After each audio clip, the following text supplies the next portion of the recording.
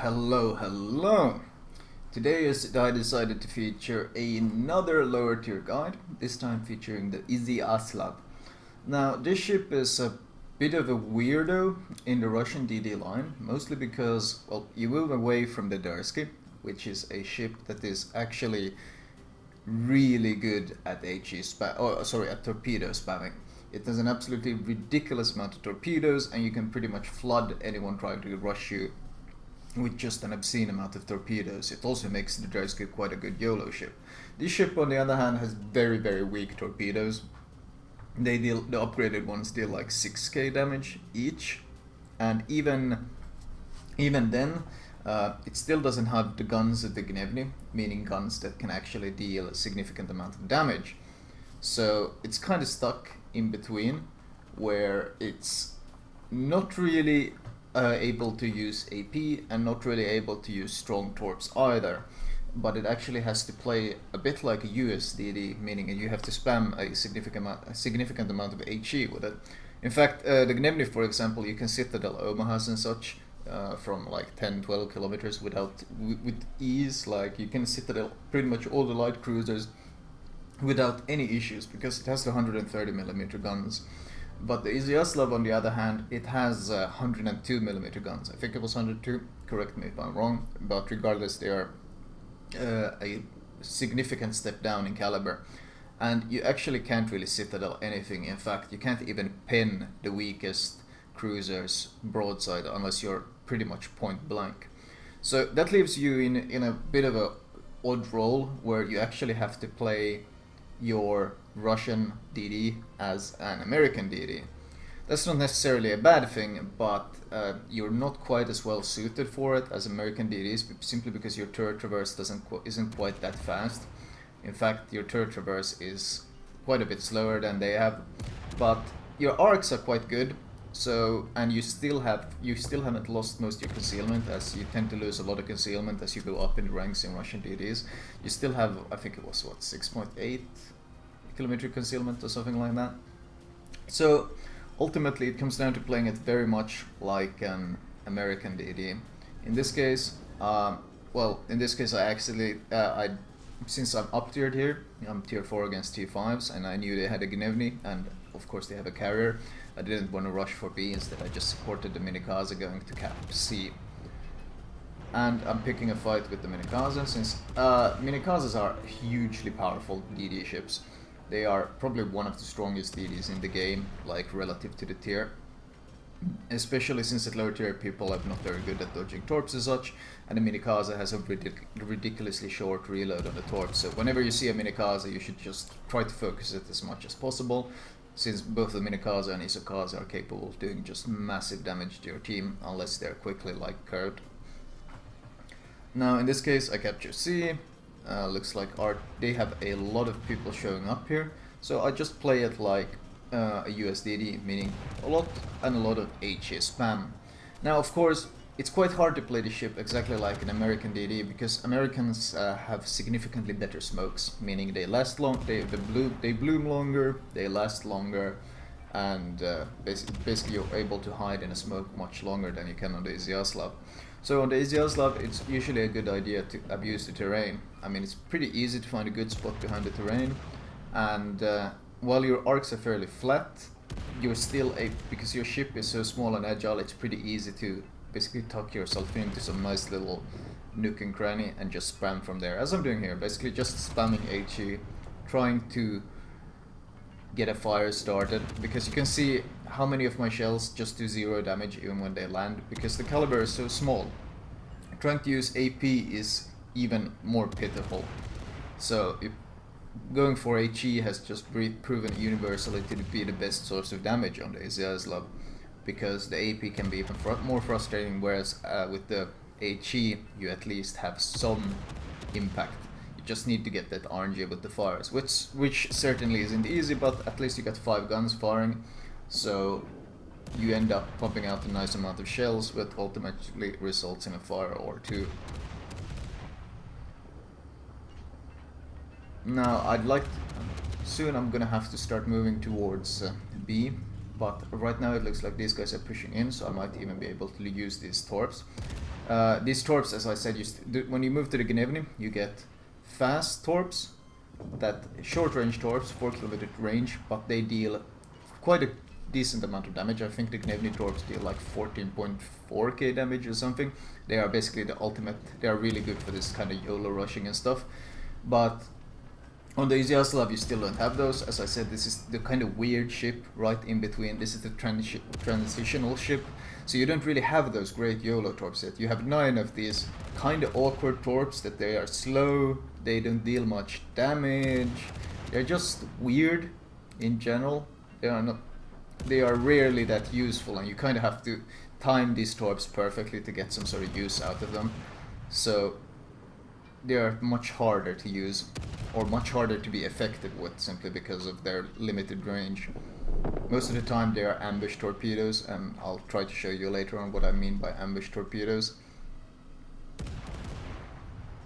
Managed to kill one of the Koenigs. We have a nice amount of ships here, but we are losing a significant amount of ships. And you can see, even though I've been landing a lot of shells and so forth, I've only actually done like 21k damage.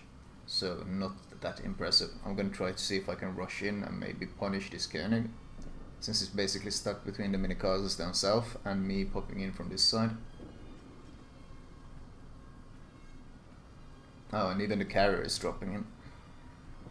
The issue is we're losing, basically lost all map control. And it seems like we're just losing more, so I basically have to push into B and try to get something done. You can see there's 2 DDs. Keep an eye on the minimap. You can see there's 2 DDs I'm turning into right now. So that's why I'm already smoking up, because I need to start focusing them. Minikaze and Clemson. Slowly turning in. And of course I start shooting the Minikaze. Bigger threat than the Clemson, for my team that is. To me the Clemson is naturally a bigger threat, but for my team the Minikaze is the biggest threat. That's why I focus him automatically. He's smoked up, so I launch these torps into the smoke, the ones that I left. But as you can see, these torps are very, very slow. Like, these torps are in general, you shouldn't be focusing on them much at all. With the Gnevny, you are able to charge in and like actually YOLO proper in. But these are simply, they don't deal enough damage. It's that simple. I mean, you can launch 9 torps, yes, but when they're dealing 6k each, minus torpedo reduction, and the lack of speed and everything is just, they are not that good. Once again, this is a situation where I've used AP on a Gnevny, but the Izyaslav doesn't have the AP power to be able to do that, so I just keep to HE. I can't really push out since I know there's a Clemson somewhere here, so I'm just going to use the smoke to the maximum capability, just like a USDD. I'm use it to just scare away their cruisers and hopefully battleships, so that when I pop out the smoke, I'm not going to be shot up by the cruisers, because I know there's at least one DD here. The smoke fades, and the Clemson has tried to charge me.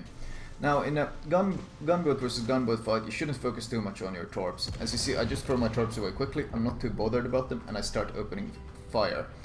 You can see he's not shooting at me at all, because he's focusing so much on his torps. He launched one side of torps, and you can see he's turning around, and he's probably going to launch the other. Instead of just constantly using guns on me, in which the Clemson would probably have an advantage because of turret traverse, you can see he's launching torps again. And as long as you turn into the origin of the torps, you actually have quite an easy time of dodging them as a DD, because you're so agile. The point you always have to keep in mind is you want to turn in towards the origin of the torps, meaning where they are launched from.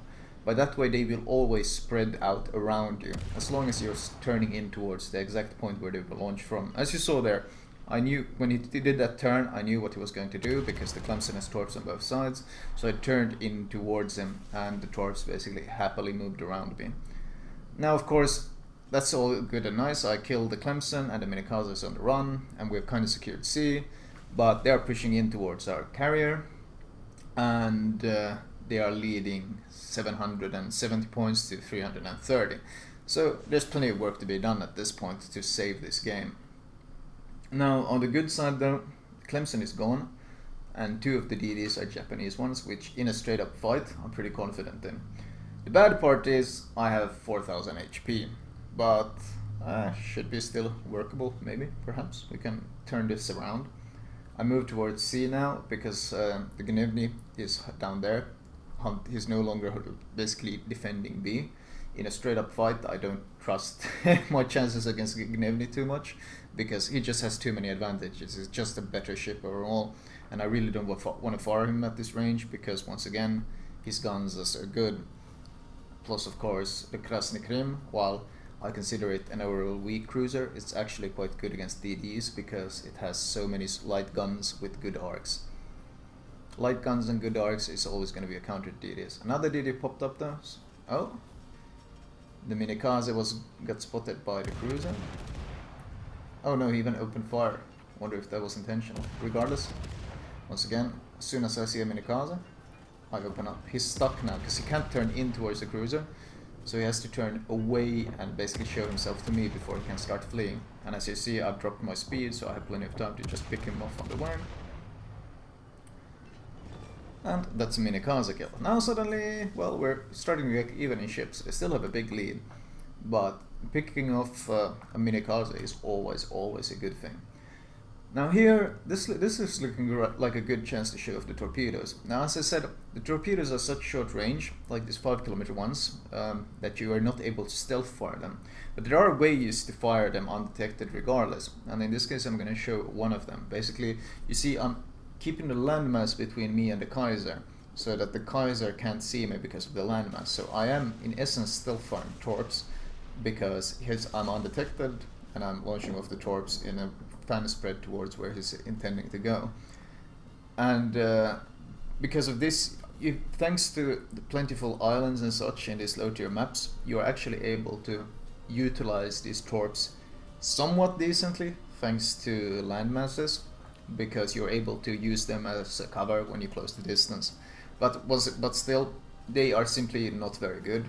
I mean, you shouldn't be focusing on torpedoing in this boat, but because once again the damage they do is pretty pitiful. Because I mean, there was 4 torpedoes, and I think I did what, 20k damage to him, maybe something like that. So extremely weak torpedoes. But I got a flooding on him, and I took a good chunk out of their only remaining battleship, so of course it was a good thing regardless, but that's pretty much the only way you can make these torps work. Now, important note here, I really want to fight this Phoenix and I want to kill him, but you have to keep in mind line of sight. Now you see there's a battleship going up north on the 9 line. I need the battleship to get past this island on the 7 line. On the minimap you can see on the 7 line, I need him to get past that island before he can spot this Phoenix for me. I also need the Phoenix to be firing so that he gets the detection debuff. So I'm going to wait until it fires at me, and I'm going to wait until the battleship has come north enough. This Phoenix turns north. That's good. I slow down, I smoke up.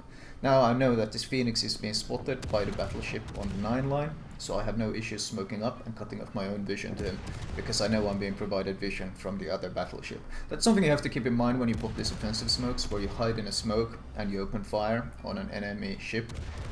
You have to keep in mind that if you are the only one spotting him smoking up, he's just going to disappear, because no one has vision on him then. You always have to ensure that you have teammate vision before you attempt to pop an offensive smoke to kill someone off. In this case though, thanks to the battleship pushing up on the 9 line, which is something I don't necessarily agree with, at least he managed to rush down the carrier, so I guess it did work out.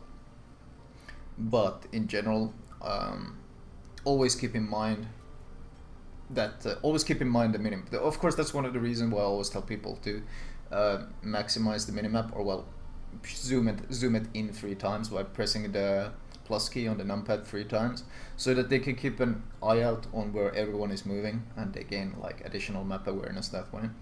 So this game that looked like a pretty much guaranteed loss, we were what, 300 to 700 points, something like that. We've now managed to turn it around. So the Izyaslav, while it is played quite differently than any of the other DDs from the Russian line, it doesn't mean that it's necessarily that weak. Like, you can even do well against T5s. It requires a different playstyle, which can be quite weird. Because you kind of have to shift your playstyle from the very YOLO type of playstyle from the Dursky. You have to switch to this more passive HE spamming playstyle on this ship, the Izyaslav, before when you get to Gnevny you can switch to the more AP heavy playstyle that you'll be using on the higher tiers of the Russian DDs. But Credit wise, it's quite nice. You see my repair cost and my ammunition cost is like 6,000 and I make 190k credits. Even without premium you'd make like over 100k credits, and this is with using camo on 45k on consumables. So these low tier DDs are of course one of the best sources of grinding some easy cash, which is why seal clubbing was so popular for a long reason. People love to get their minikazas and izakazas out and just seal club the crap out of people. Anyway, let's move on to modules and captain perks. Alright, as usual, I will start with the modules. First thing you should get is absolutely the range, as the default range is simply too constricting. Second, the hull. Once again, it offers small upgrades everywhere, like rudder shift and speed and such. Those are really the most important ones. And of course it's worth getting on the way, and you'll need it anyway. And upgrading the torps is an option, since they buff default torps quite a bit. Most importantly is the 1 kilometer additional range, which makes them slightly more useful than they are otherwise. Otherwise they are both very short range and very low power. Upgrade wise, you want to of course start off with the main armaments, buff your turret and torpedo tube health, and damage control, since you're running last stand, so you don't really need the other two. You default repair or premium if you got the money, but I do at least recommend running the premium smoke. It gives you 1 additional smoke, and of course it reduces the cooldown, which is quite important really on the Izyaslav. And finally, captain perks wise, I have to switch to Gnevny here. Basic firing trading for that faster reload. You don't need basics of survivability on this ship. Last stand, must have on all DDs. And finally, vigilance. These ships are so fast, and you'll really need it in the higher tiers as well to be able to basically dodge these torps when you're gunning it out and fighting it out with all these other enemy destroyers. So it's very important. And then you can build it towards advanced firing training. That's a priority of the T4 ones. After which you can move to demolition expert and potentially survivability expert if you want to go for my 3x4 build. Anyway, that was my Izyaslav commentary. I hope you guys enjoyed it.